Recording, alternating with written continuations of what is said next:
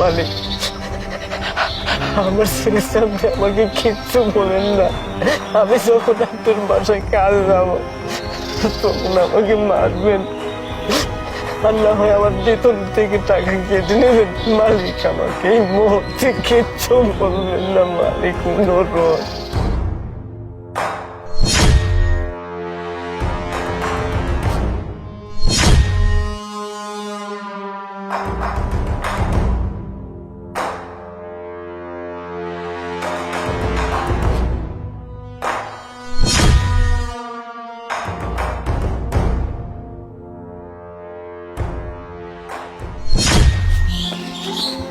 বাবা কাজে যাচ্ছেও? ও ভাই, বেলা হয়ে গেছে, মালিক আবার গাল পারবে না, আজকে অনেক বেলা হয়ে গেছে। যাই, আমি কাজে যাই বাবা, তুই থাকিস। আব্বা আমাকে একটা জুতা কিনে এনে দিও, সুন্দর দেখি।